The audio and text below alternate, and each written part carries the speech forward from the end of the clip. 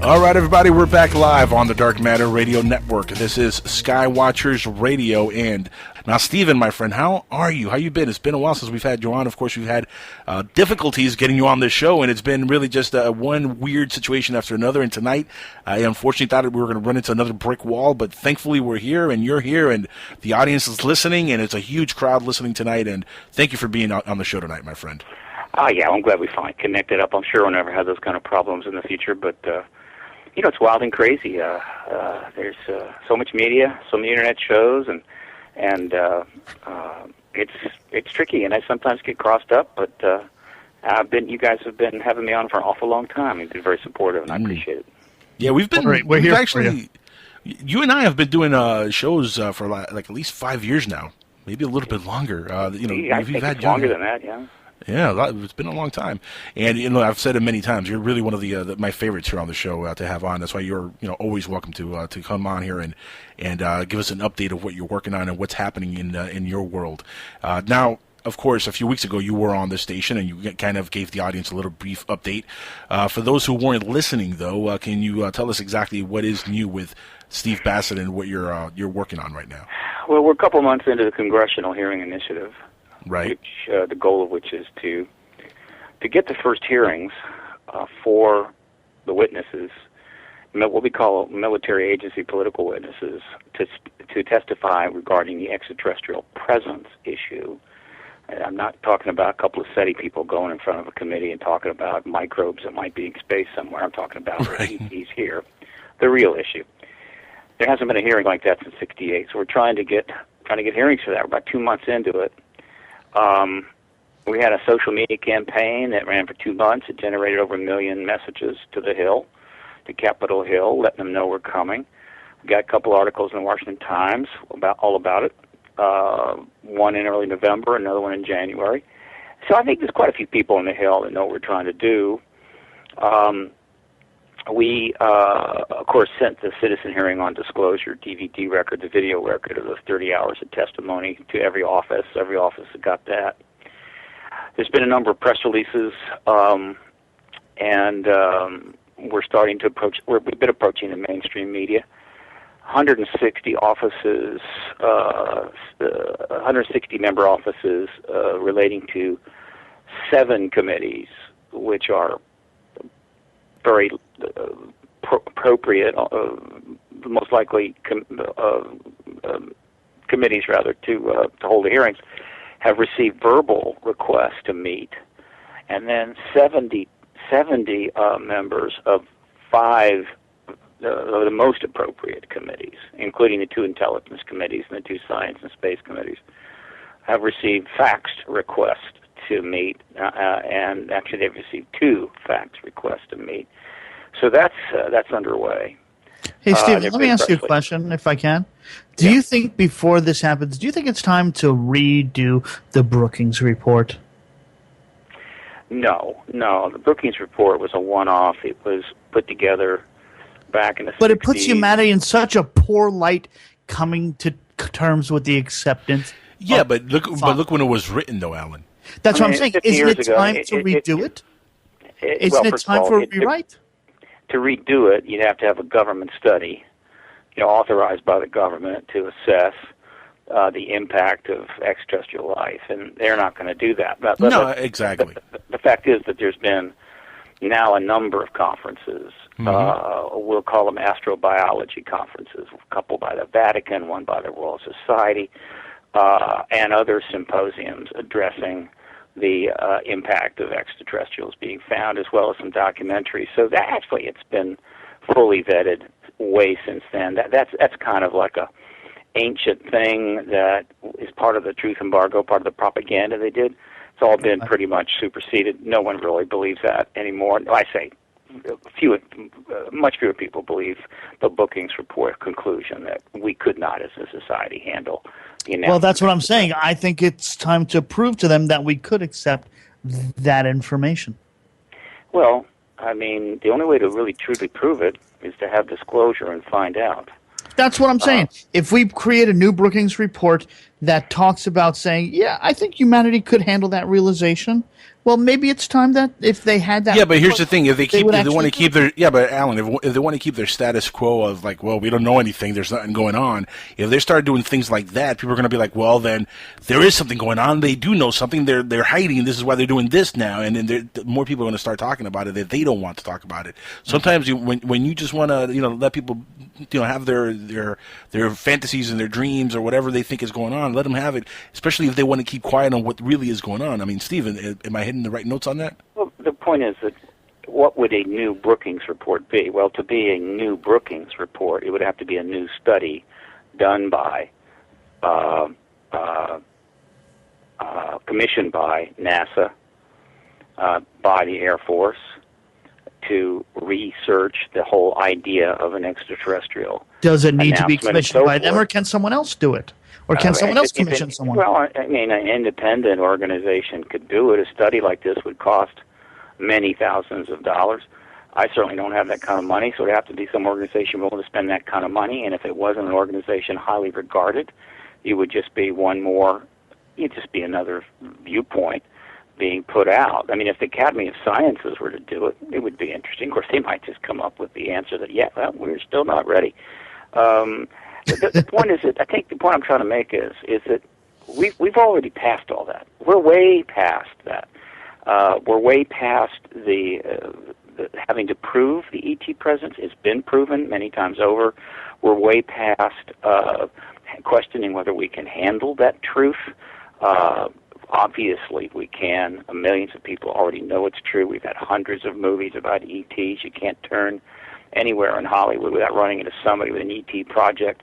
The whole idea of extraterrestrial is now ubiquitous in the world. There have been polls around the entire planet. Ipsos did a poll on the entire world, 36 countries. 20% of the world's people, that would be about 1.5 billion, believe that ETs are already living amongst us. And so we're way past the issues that were raised back in the 60s and the 70s. The only issue that's really to be resolved is not the presence of ETs, not that there's been a truth embargo. No, we know that. The only issue is we know that, but not ending the general truth public embargo. does. What now? I was going to say, you and I and most of us listeners know there's been an embargo, but not the real mainstream public knows that, the truth. I got to disagree. The public has been polled repeatedly on this issue. And one of the key questions is that you believe what the government is telling you about the ET issue. And 85 to 90% say no. Right. And so if 90% believe the government is not telling the truth, you're right. then by definition, they are acknowledging there's a truth embargo. Well, I'll tell you what. I've had conversations with your regular average folks, and in my line of business they're in today. And when the subject comes up, I tell you what, you'd be surprised how many people are completely on board with believing that the aliens are real and the government's hiding stuff. And I'm talking about regular folks that don't even listen to Art Bell or our shows or anything of this nature, but just regular, even religious folks are completely on board with this thing. I mean, a lot more people are aware that something's going on. Yeah, but you're just talking about in the States. I'm talking about on a global level. No, on a global scale. I mean, look, this type of show is not just popular in America. The shows that, the type of show we do is worldwide. Not only our show, obviously, we're on the internet. Anybody in the world can listen. But I agree. You have a lot of shows in Europe that talk about this also, and this subject is a very popular subject worldwide, and it's been so for many, many, many years. I mean, from the Jerry Pippins of the world to Art Bell to all the other hosts who've been around for the last 20, 30 years who have been talking about this subject.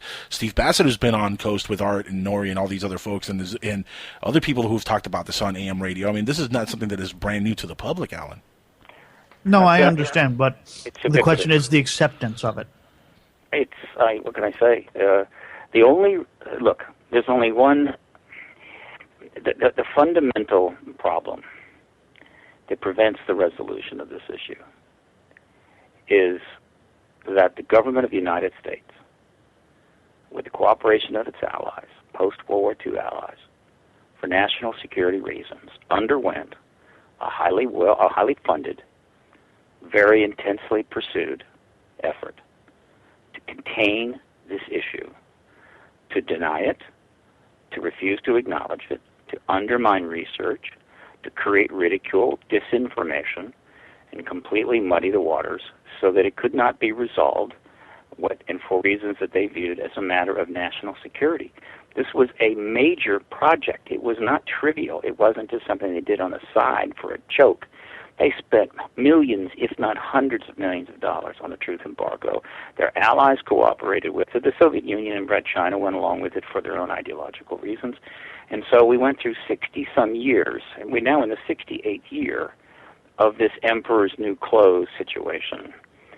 And that is extraordinary. There's almost nothing in extent in the world today with respect to the facts, with respect to the truth, unless one wants to include religion. Those who are atheists, staunch atheists, who absolutely are convinced that there is no such thing as God, would claim that in the case of religion, you have had people that have been fed malarkey for several thousand years, and that is, in a sense, a kind of truth embargo. But even that doesn't really it's not equal to what we're talking about. What we're talking about is a government interference directly in the truth process, preventing investigation, preventing proper research, preventing funding, preventing teaching of it, preventing political engagement of it, even though there are huge political implications. So the government stands directly between us and the truth of this matter. That is the problem. That is what it all has come down to. As I've said, years ago, it's not about lights in the sky anymore. It's about lies on the ground. We have to resolve the lies on the ground before we're ever going to resolve the lights in the sky, or at least get to the nut of it all. And that's not everybody gets that. Look, most people know the government's not telling the truth. That's not the same thing as really understanding in full the truth embargo. The truth embargo is a highly complicated, very extensive program. If you really want to get it, you got to spend some time. It's not enough just to sort of know it.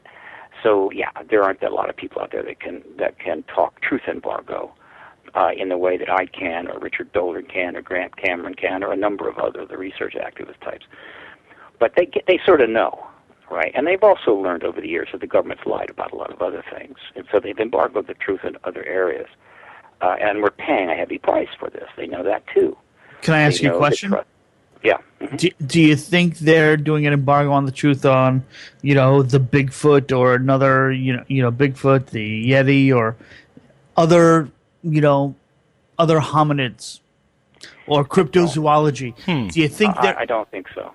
Not a government. I think that anthropology and the various sciences are going to be just normally resistant to any unusually exotic ideas. That's always been the case. That's not the same thing as the truth embargo.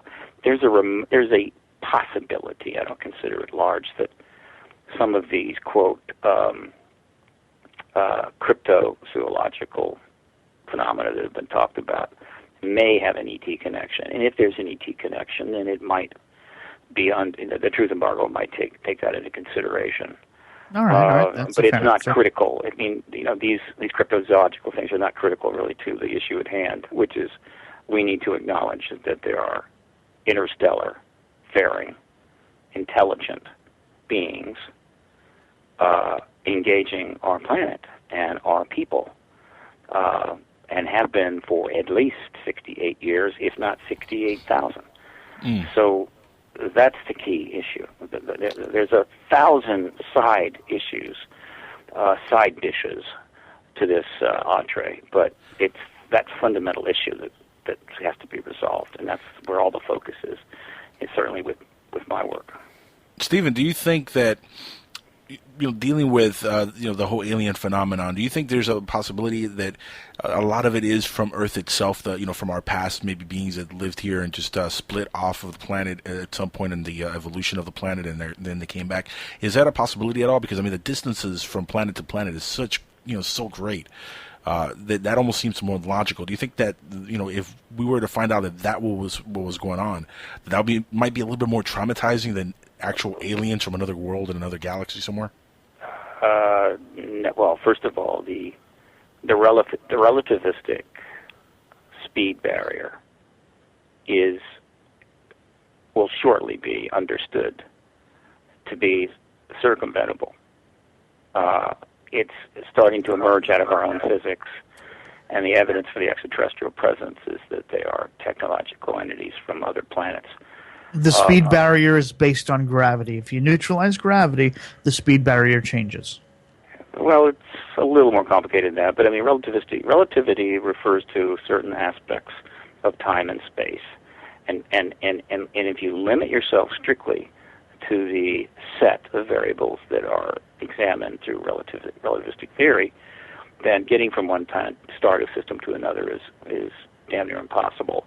However, if you expand out further and take in more variables, more aspects of the physical universe, including time and space, you start to sense, and we're already starting to see that in fact there's ways to move which are perfectly doable in our world and do not have the problems that are raised within the relativistic set of variables. And obviously it's true because these ETs couldn't get here. Now, as far as spinning off and so forth, no, I don't have any confidence in that. I do, however, have a deep suspicion that human beings have genetic connections to off-planet intelligences and off-planet life, because if you are starfaring, meaning if you can move from planet to planet, then you are capable of taking material, including life material, from a planet and moving it to another planet, just like we have done in our own planet for a very long time. We sail ships to another continent. We grab plants and animals and bring them back. And I believe that has been going on. I think there's genetic connections. And then even more dramatically, I have a hunch, just a hunch, that human beings, just regular old human beings, have been taken from this planet and allowed to develop elsewhere into what would be an advanced civilization. So we may have humans out there that have developed off the planet only because they've been taken off the planet and possibly even genetically enhanced. This is getting to advanced stuff, very advanced stuff, which I assure you I have no desire to bring to the attention of the members on the Hill. But, that's some of the more fascinating possibilities that we may learn in a post-disclosure world, which is absolutely extraordinary and very, very positive, very, very interesting and exciting. But again, all of that is denied us, including the technologies they've been reverse engineering and studying for decades. All of that is denied us because this truth embargo is still in place, and it is still the policy of the United States. It's not in law because obviously you can't put it in law because there's nothing there. Right. Once you've denied the existence of the entire thing, you can do nothing formal about it in the public domain. So the whole thing is hidden, and it turns out a lot of other stuff is hidden. And so we've got this massive underground kind of basement to the House of State that's now got 1,000 floors and stretches out in all directions, and you can't get down there. The door is locked. Even if you're a member of Congress or the head of a committee, it has its own sort of set of rules. It gets its funding through unacknowledged methods, black budgets. It's a mess. It's starting to stink down there. There's weird noises coming from down there, and we have to get down and clean it up. There's only one way down there, and that's through the disclosure door, ending the truth embargo and ET presence, and then galvanizing the attention of billions of people on. It would be a nice thing to see that happen. It would truly be a nice thing to see that happen. God, yes. Steve, have you seen the film The Mirage Men? Have you seen it yet? You know, I haven't. I definitely, when I get to it, I know I'm going to have to watch it online, maybe in Netflix. I know there's a lot of stuff in that movie I'm going to be irritated by, but it's okay. Well, what do you think of the story in this movie? I mean, I'm sure you're familiar with the basic concept of what they're talking about in the film. Which story are you trying to? The Dottie story that the government planted evidence, and he was part of the whole planting of the evidence to get, I forget the gentleman's name, that they went crazy and killed himself. Oh, the Benowitz case. The Benowitz, there you go, Paul Benowitz. Well, look, basic Richard Doty, if his story is true, and I have a sense that it is, I've been following it for years, is simply, and it's interesting that he has done this, and not too many other people have. I'm not sure if there's another equivalent to him, but he is someone that was directly involved in the formal disinformation truth embargo program, working out of the Air Force Office of Special Investigations, called advocacy. Mm-hmm. And for whatever reason, he has basically talked about it. My guess is he was told to.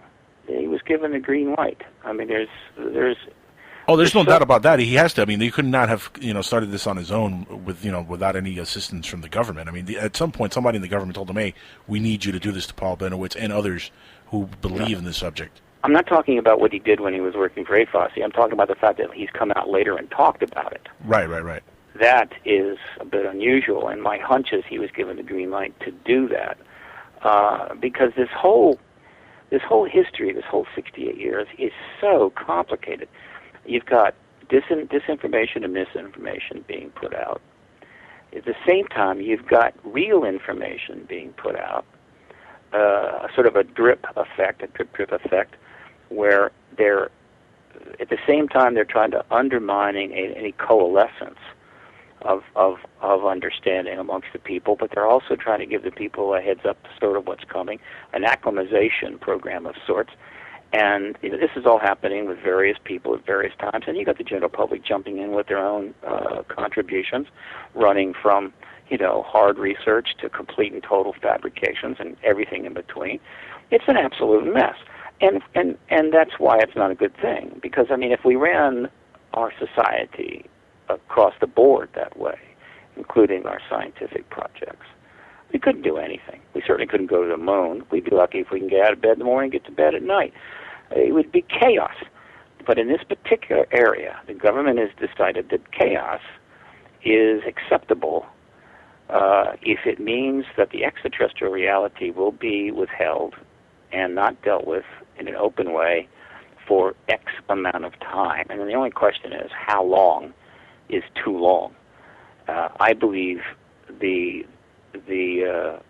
embargo should have ended shortly after 1992. So we're about 20 years now, too long. Others would disagree. They're welcome to that opinion. I have spent 18 years thinking about this and watching it, and I've got a pretty good sense now of how much damage this truth embargo has done, how many lives it's cost, how much money it's cost, how much it's held us back, and almost incalculable unintentional consequences that are starting to ripple out through American society as it starts to slowly unravel, in case anybody isn't noticing. It is starting to come apart. I think it's time, instead of having the doomsday clock, we should actually put together the disclosure clock. Yeah. Hey, wait a minute, guys. I did that. The paradigm clock, published in 1999.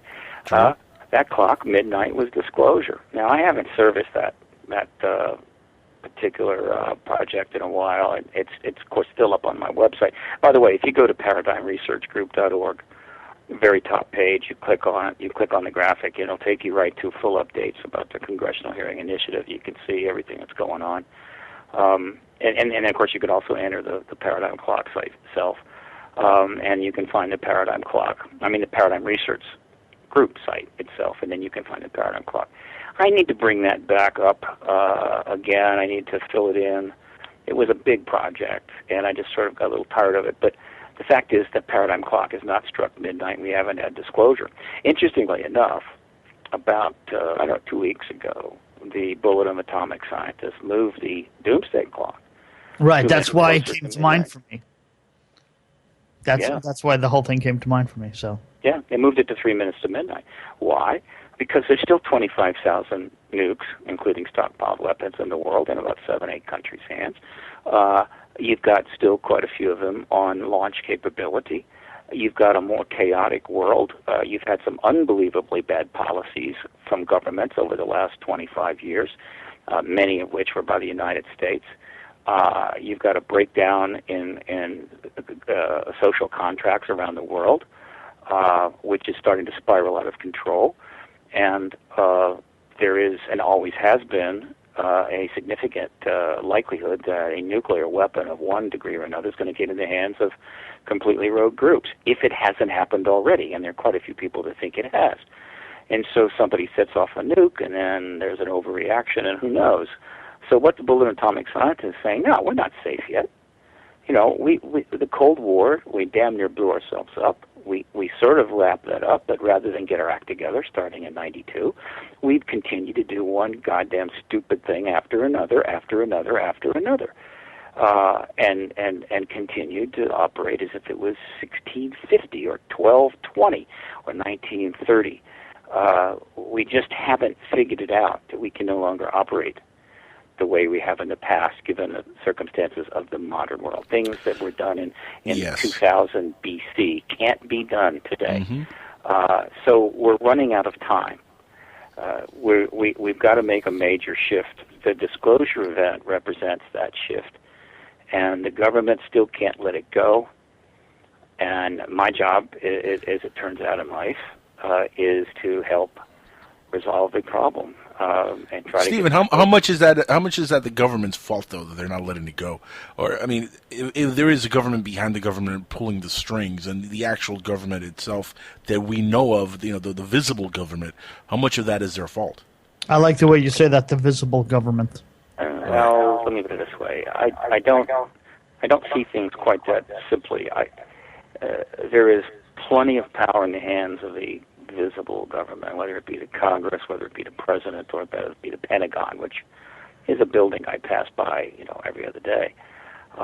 There are centers of influence, large corporate interests, some ideological interests, think tanks, things like that certainly try to influence. The biggest external influence on the visible government is invisible money coming from extremely wealthy people who are buying our politicians. Now that's not a hidden government or a government behind a government. That's just Or a new thing that's been going on since the beginning of politics. Yeah, but it's gotten extremely. Oh, of course. It's much huge. It's much bigger. Yeah. It's become a real problem. It's gone from being standard operating procedure to being a completely asymmetric component of the governance of the United States. It's out of control. So that's going on. But I believe the President of the United States is capable of doing things at any time that could help turn things around. So could the Congress, and so could the military intelligence complex. Now, they're not doing that. But I don't think they're doing that because they're somehow under the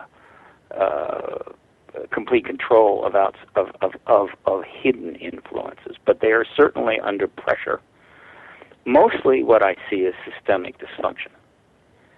And what I mean by that is that it's like a car, that when you drive it long enough, things start to go wrong. Pretty soon, you got a bunch of things going wrong, and so the car is systemically just breaking down. And eventually it gets to the point where you just can't fix it at all, and so you just junk it and buy another car. Unfortunately, you really can't do that with nations. And that's what's happening. The ship of state has been sailing a long time. It's not getting repaired. It's not getting fixed. The crew has gotten bored and sloppy. The captain's a drunk. And so the whole thing is coming apart. It's systemically breaking down, and eventually it'll sink. Yep. And that's happened, by the way, countless times over the last 10,000 years. Let the pirates take over. Har, har, har. Yeah, I mean, the ship gets taken over, it sinks. Look, plenty of civilizations have come and gone in the last 10,000 years. Yeah, we have no idea about half of at least the prehistory that, The United States we don't have the not knowledge. invulnerable. It is capable of collapsing. Very easily, too. And I assure you there are a number of, several nations out there, several other cultures that would be happy to replace us. Oh, definitely. Look, the way the infrastructure in this country is built, Stephen, with the monetary system the way it is, it's built to fail, basically, and it's built to a point where there is going to get to that point where the monetary system is going to be the downfall of the entire economy, collapse everything, to the point where, those other countries you talk about, they're going to be in charge. Well, I'm not an expert of the monetary system. I know some. We might be a third world country sooner than everybody Pretty realizes. Soon. Yeah, but it isn't just, the monetary system is applicable to most of the countries in the world. I mean, there aren't that many radically different monetary systems. They're all operating under the same general ideas, including the United States. Look, the fact is that consumer-based economies have limits, and there is a point at which they don't work anymore, and we've reached that point. Didn't mean they didn't work in the past. It just means that there are limits. One of the things that limits consumer-based economies is population growth.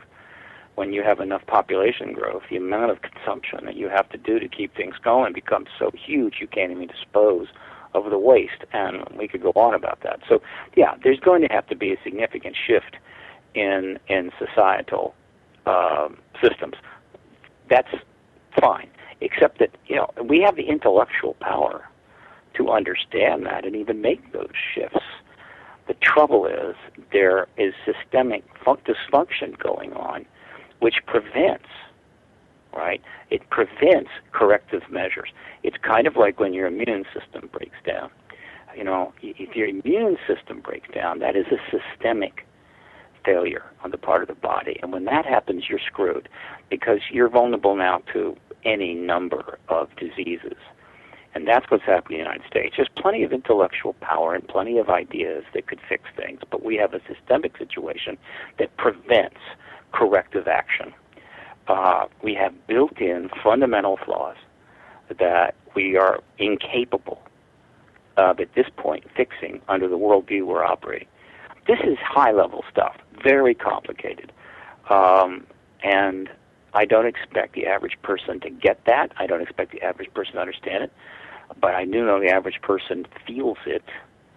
They have this sense of angst and paranoia and uncertainty and distrust that they're getting literally through osmosis to their skin, that, like, unless you're very rich, if you're the very wealthy, you're somewhat protected by this, though most of the wealthy sense that eventually it's going to get to them, meaning it's going to catch up with them. Eventually they just feel they got more time. There is that trickle down.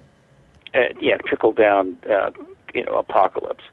So, yeah, this is a mess. It's a total mess. And I watch the news constantly. And I watch a range of news. And you just cannot watch it without literally feeling, if not seeing, this dysfunction playing out across the board. It's amazing that it's so, to me, it's so obvious. What's sad is that while you see it playing out across the news spectrum, coming in through primarily the television, but quite a bit on the internet, what you don't see in all of that coverage and all of that quote reportage is a discussion of this reality, the systemic dysfunction. In other words, all the news does now is simply act out the symptomology. It doesn't actually address the diagnosis. In other words, they're completely caught up. The entire news operation is completely caught up in the whole systemic failure themselves. It's like being spiraling into a black hole. Once you get near the event horizon, all you can do is spiral in and disappear. And it's a mess, and it's really fascinating in a way to watch. If I was wealthy, I think I might enjoy it a little bit better. But as it is, I'm somebody, like most people, that are pretty much vulnerable to every screw-up the government does, every mess, every fiasco, in the financial system, in the health system, our overseas policies. I mean, you're an American today, you go overseas, what's going to happen? Someone's going to kidnap you and cut your head off. Pretty much, yeah. That's not something I used to think about when I was a child. And of course, there's new wars starting all the time, and on and on and on. So where are we going here? What's going to happen? Is some giant, Antichrist going to emerge? Some powerful leader that will lead everybody to a better place? I don't think so. Not in the world we're in now. What has got to happen is a massive shift in worldview on the part of huge numbers of people in a short amount of time. And if I could get every person on the Hill, every one of the 10,000 staffers that service the 541 members of the United States Congress, and all of the staffers in the White House, and get them into a big stadium somewhere, and give myself a microphone or a big bullhorn, this would be the message that I would say to them. I don't know what your intentions are. I don't know what your future plans are. I don't know whether you care at all about your children or your grandchildren. But if you do not facilitate, or if you continue to stand in the way of a major worldview change on the part of not just American people, but virtually all people worldwide, this century is going to be a catastrophe. That's the message I would give them, and then they should properly come back and say, well, what in the hell? What possible thing could create a worldview change of that magnitude? And I'd say it's really simple. Have the President of the United States go to the Pentagon, get some nice evidence from their vast underground facilities and/or gun camera footage from their chase planes, go before the American people, and finally let them know they're not alone in the universe, and that there's, as the scientists have recently pointed out, it looks as if there are Earth-like planets around virtually every star in the galaxy, which means we have billions of Earth-like planets. That, by the way, well, when we say Earth, hang on. When we say Earth-like planets, are we talking about every single star has something in the Goldilocks zone? Within the last 2 weeks, a study was another study came out. They're now stating, the scientists that have been doing the galactic consensus, the galactic consensus, are now saying that it's apparent that there are planets in the Goldilocks zone around almost every star in the galaxy, which means there's billions of Earth-like planets. Now, then the next question is, how many of the planets in the Goldilocks zone develop life? And I can assure you there are scientists that believe that it's virtually 100% of them. Yeah, but here's the question. What about life not like ours outside of the Goldilocks zone? Let's just say that as you move away from the Goldilocks zone, any life that exists will start to deviate from the life as we know it. And the question is, how far does that deviation go? Exactly. I have no idea, and I'm not particularly interested in that. I'm interested in the ones that can, fly ships between stars and get in saucers and fly over your house. And then, I'm interested in the ones making the crop circles in England and taking blood and tissues from our animals. Those are the ones I'm interested in. But I'm not going to be shocked if the actual spectrum of life in the galaxy is beyond anything we could even dream of. But let's just stick to the Goldilocks zone. Again, we're now talking about billions of potential life planets in the galaxy based on our own science. So this whole thing is getting absolutely ridiculous. Every day that the government continues this truth embargo, it looks dumber and dumber and dumber.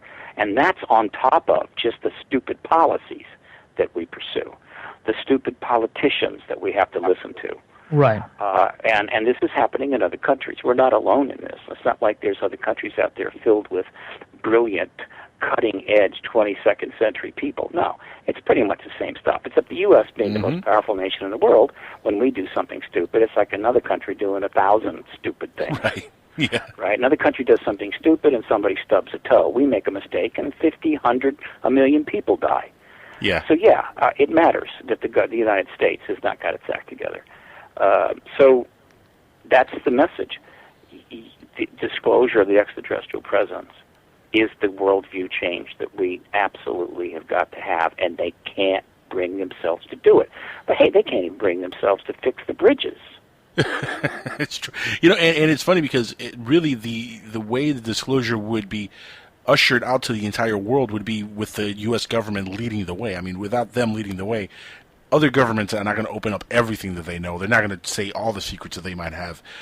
So, I mean, really, we are the ones that have to lead the way, and we're kind of holding everybody back. Well, first of all, I'm not talking about all the secrets. Well, no, but at least the fact that there are aliens out there. But I'm talking about simply acknowledging the extraterrestrial presence, nothing more. That's all. And there are many countries that can do it, and the United States may not be the first one. And there will be consequences to that. And that's another message I'm trying to get across to these knuckleheads on Capitol Hill.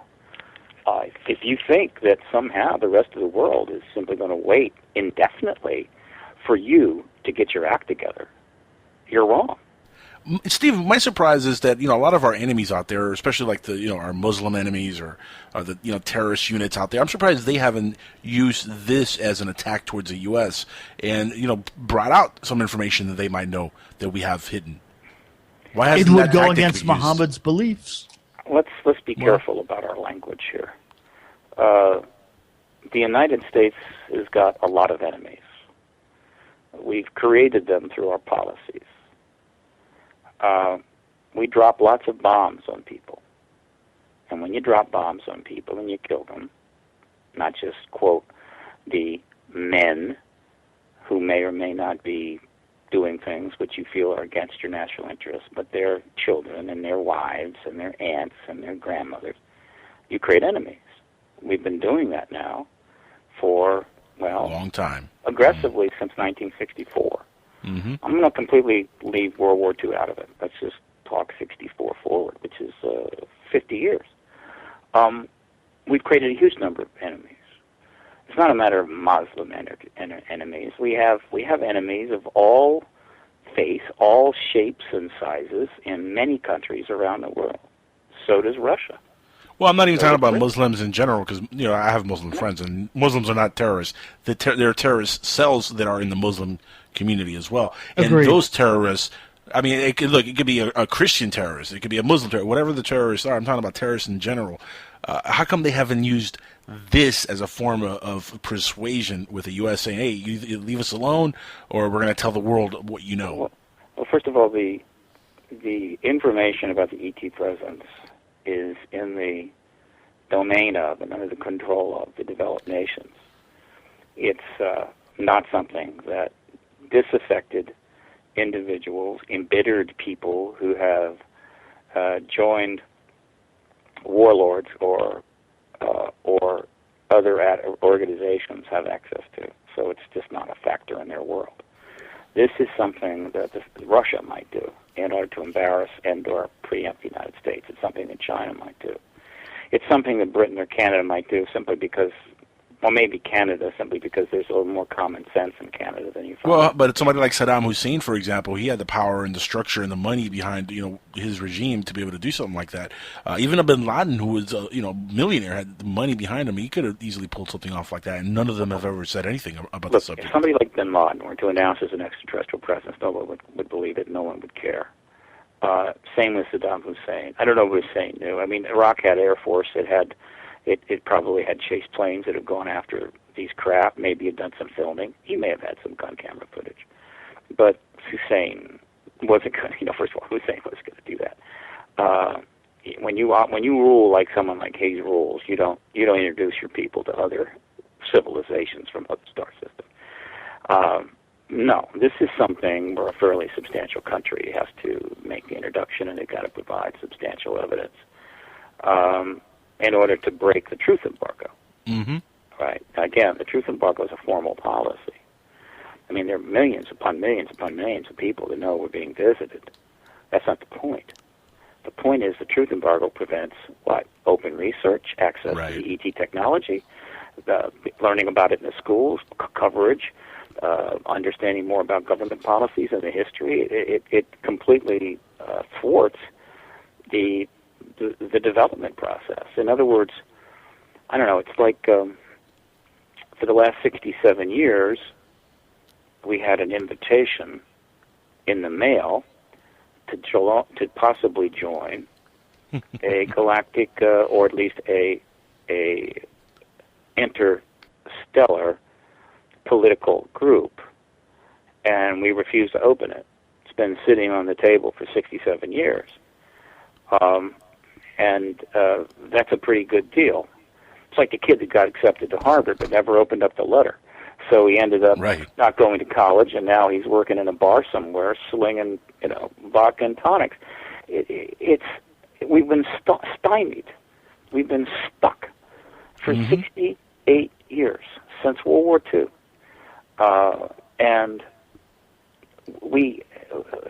And I happen to believe the extraterrestrials are fully aware of that, and that they are, in their own way, pushing this forward.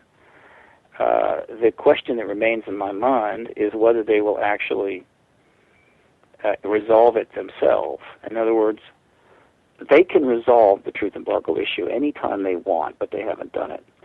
Would they do it? How long will they go on in this particular status? It may be that they don't really care one way or the other, that we can disclose or not disclose. It may be that disclosure would interrupt some of the work they're doing, and they prefer we didn't. It may be that they want us to, and they've been trying to get their work done, anticipating this to happen. We don't know. All we know is that they haven't taken any action of a level that would force the disclosure issue completely out in the open and end the truth embargo. We know that the U.S. government was refusing to do anything at this point that will end the truth embargo, other than a possible acclimatization process, a very slow dripping process. And that's all we know, right? And well, there's something else we know, that the overall stability of the relationship between nations, between religions, and between the human race and the planet that it lives on is starting to essentially come loose. Yes, like it's like in the movie 2012, which I've seen 26 times at least. What triggers it was still a good movie. End of civilization? Yeah, it's the Earth's crust comes loose because the interior heats up because of the bombardment of those neutrinos.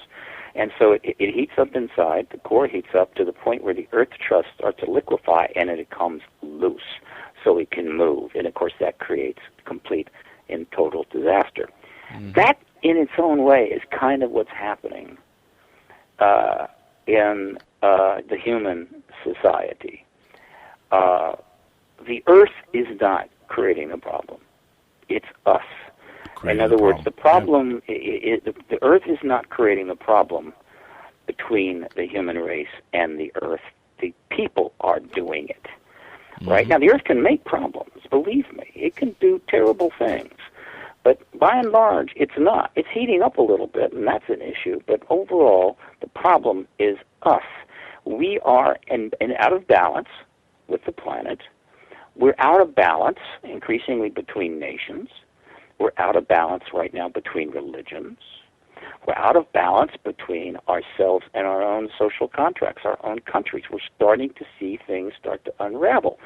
And part of this is under the pressure of massive population, 7 billion, soon to be 7 trillion, soon to be 11 trillion. I'm sorry, 7 billion, soon to be 11 billion people.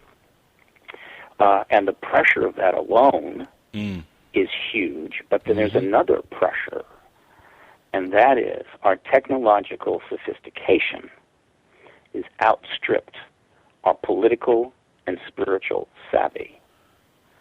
We are increasingly like kindergarten kids with hand grenades. Wow, that's a great analogy. Grenade for a 5-year-old for very obvious reasons. Okay, well, we can handle hand grenades, but we're not able to handle the implications of massive nuclear weapons, as well as absolutely ongoing bioweapons research, and a host of other technologies which simply are outside, beyond the limits of our, what we'll call collective intellectual, and for those that think this way, spiritual savvy. And so we're in deep water. We're like the kid that got thrown into the deep end of the pool that hadn't learned how to swim yet. I mean, it's just water. It's the same water that's in the shallow end of the pool. But unfortunately, the deep end of the pool is more dangerous. You got to be more sophisticated. You got to know how to swim. We're getting into the deep end of the pool, and we don't know how to swim. And so there's going to be consequences. You can smell them. You can feel them in the air. You can see them on television. You can see them in movies that Hollywood cranks out over and over again, giving us these warnings, letting us know what's coming. Because there's a lot of smart people in Hollywood, and their job is to kind of almost literally predict the future in a lot of ways. You can sense it in your own societies. I mean, if you live in Somalia, or you happen to live in, Syria or Libya or, Eastern Iraq right now, if you live in the Ukraine, and a lot of other places I could name, you would clearly smell and feel this something, right? You would say, my God, this is not going well. And that's just what's happening. Smell a storm in the brewing. Immediacy. Yeah. I mean, without even getting into the weapon systems and the nukes and everything else that are in the hands of a lot of countries that, and frankly, are not yet able to really understand the dangers of what they have and what they're capable of doing. So we have a world too complicated, too dangerous, but at the same time, we have a world that is being fully engaged by multiple non-human, most of them. There may be one that is, interstellar species. Now, Stephen, it's funny you mentioned that some of them might be. If we discover that there are human-like beings out there that are exactly like us in almost every single way, we're going to have to really redefine the term human being and what it means completely. Not necessarily. I believe that if any entities out there, and the Nordics is what you hear about. I had a feeling you were going towards the Nordics on they this. Didn't develop on another planet. Honestly, I'll tell you guys. I got to interrupt and tell you guys. You have to, even though it didn't do well in the box office, you guys need to see the movie Jupiter Ascending. I'm going tomorrow. You will find it's done by the guys who did The Matrix. The Wachowski siblings. Yeah. The Wachowski boys. I love those guys. Well, they're actually one's a woman now. Yeah. By the way, not to cut you guys off, hold on, but somebody has a radio or feedback in the background there. It's not me. I don't think it's me. It's you, Alan, because when you're muted, it's gone. When you come back, okay, hang on one second. The only thing I can think of is turn whatever off. All right, yeah, that was the air conditioner in the background. No, I just shut it off. That was not the air conditioner because I can still hear myself talk. Oh, you could hear yourself talk. Yes. A little echo. Oh, okay. Hang on, I can fix that. Please mute yourself so we can continue the show. Please stop derailing the show, Mr. Alan Weiler, other guy. This is why you're the other guy on the show. Thank you. Now, Stephen, I wanted to get to the Citizens Hearing website here again, and I want to promote this because we're short of time. We got to leave in a little bit here, but citizenshearing.org. The lineup here is amazing. You have the who's who of everybody on here, from Stephen Greer to Stanton Friedman, Grant Cameron, Richard Dolan, Donald Schmidt, Linda Moulton Howell, Peter Davenport, Kevin Randall, Nick Pope, Gary Hesting. I mean, a great lineup. Now, this is 10 hours worth of footage here, right? There's 10 hours worth of 30 hours worth of lectures, and everything can be downloaded right now on citizenshearing.org, right? Yeah, people can download. And by the way, this isn't lectures. This was a mock congressional hearing. You should really change the name of the thing. There's this lecture number 1, 2, 3, 4, 5. Well, there's also I don't know. Well, there's also there were some what we call evening sessions, and these were lectures. These were an addition to, and so one can download the evening lectures there. Mm-hmm. They can acquire them. I forget what they're charging, but those are secondary. The primary is the citizen hearing itself. That's 30 hours, and they can download that too. The DVDs hopefully will be done soon, but that was the mock congressional hearing. There were 6 former members of Congress involved. That is the basis by which we're conducting the congressional hearing initiative. We have shipped the record of that to every congressional office, and my job is to get them to look at it and to meet with them and say, look, we need the real thing now. We've got the witnesses. We can have hearings, extraordinary hearings, that will be as important and more covered than any hearing in history. And we can then move this forward, and the Congress can get the credit for it. The Congress can be part of this. That's what's going on, and it's all based on a citizen hearing. So you go to citizenhearing.org, and you can see the basis for the congressional hearing.org, congressional hearing initiative, rather, which you can find if you go to paradigmresearchgroup.org, and you can easily go and see everything that's happening with the congressional hearing initiative. Mm. That's what's going on.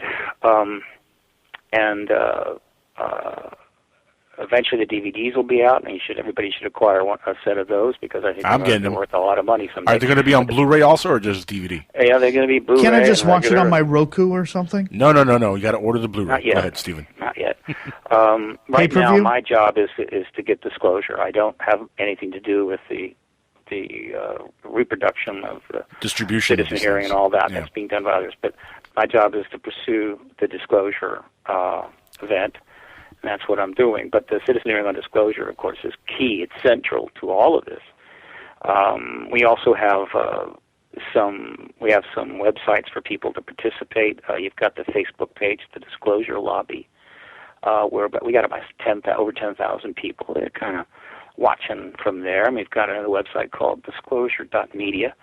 And then, of course, there's factsonwashington.org, factsonwashington.org, where people can see how they could send messages to members of Congress and express their desire to see this issue resolved. And then, of course, you've got paradigmresearchgroup.org.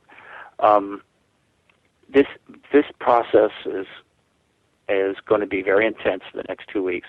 We're hoping for a media breakthrough. We've contacted an awful lot of media, but unfortunately, not surprisingly, you've got a crisis in eastern Ukraine. You've got a fiasco in the Middle East. You've got one thing happening after another, and so it's very hard to get the media's attention right now. And so we're swimming upstream right now. But that doesn't mean that couldn't change at any time. Mm-hmm. We're continuing to approach the media, and I've got the same problem. I mean, I'm trying to get into congressional offices, and what? We got, the president's going in for a new war authorization. Mm-hmm. We've got heads being chopped off and people being burned alive. We've got the possibility of another war with Russia. I mean, a proxy war in Ukraine and other absolute insanity. And so, and that's what we see in the public. Hold on. That's what we see. That's what we see in the public. God only knows what's going on behind the scenes. Right. Yeah. Well, I fear what's going on behind the scenes is not a hell of a lot more cogent than what's going on in the front. There are obviously power plays being done, manipulation of markets.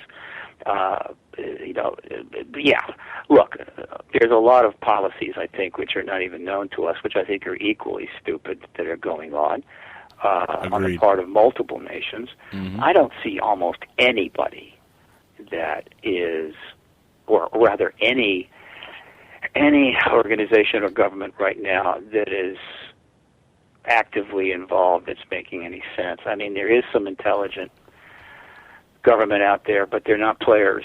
They're just not in the game. They're not allowed in the game precisely because they don't want to play the game. It's like a big snowball rolling down the hill. I mean, you can't stop it. All it does is just keep picking up more snow and getting larger and larger. You're seeing the same players make the same mistakes, making over and over worse again, and worse. Mm-hmm. And you're thinking, how can we stop this? Well, let me tell you, I don't see how it can be stopped. But using any of the historically known methods, but there is something in the world right now which could change everything. And the only reason it isn't, we aren't fully engaging it as a full species, is that the United States, which was the ruling superpower at the end of World War II, with huge influence around the world, which it maintained aggressively for the next 44 years, made the decision that this truth would be denied. This was a decision they made, just like the Catholic Church made a decision in the late 1500s that the science of the solar system was not going to be accepted. It was going to be denied as long as they could possibly deny it. And they managed to deny it for about 200 years until finally they said, what the hell? And they no longer suppressed that material. And then it had a life of its own. 200 years. A decision that they have since apologized for and held back Europe and the human race substantially during that time. Mm-hmm. Well, the U.S. is going to make exactly the same mistake, though they felt they had better reasons in 1947. I get that. But the world now moves many times faster than it did in the 1500s. And so 200 years back then, it's time for change. 20 years now. Yeah, it's time for change. And so this decision is just now the effects of this decision, the negative impact of this decision to deny this truth is just snowballing. Well, Stephen, it's funny though, and we're almost out of time. We do have to move on in a couple minutes here, but real quick, I wanted to say, the whole thing with Cuba recently and the U.S. government really made me think about. Look, it took 50 years for them to start talking to Cuba again and to talk about maybe ending the embargo with Cuba. That took 50 years and a lot of hard-headed people, and it took a president to come in with the gonads to say, look, the embargo wasn't any good, it didn't work, and for him to start this communication communication, this channel with Cuba. Imagine that's just with Cuba. Imagine them actually coming out and disclosing to the world about aliens. No wonder it's taking so long. Look how a little thing like Cuba has taken 50-plus years, almost 60 years to resolve, and it still hasn't been fully resolved. Stephen, we're almost out of time here. I want to get your website addresses again on the air. Citizenshearing.org. ParadigmResearchGroup.org. And if people want to get updates about all this on a regular basis, the PRG at ParadigmResearchGroup.org. Stephen, you're the best, man. Thank you for being on here tonight. You rock. Always happy. Anytime. You just invite me back, Angel. You guys. Definitely. We will have you back on very, very soon, my friend. Yeah, it was great talking with you. Without technical issues stopping us next time. All right. I get the point. All right. Not you, man. My car blowing up almost tonight. Jesus. All the best. Steve Bassett, everybody.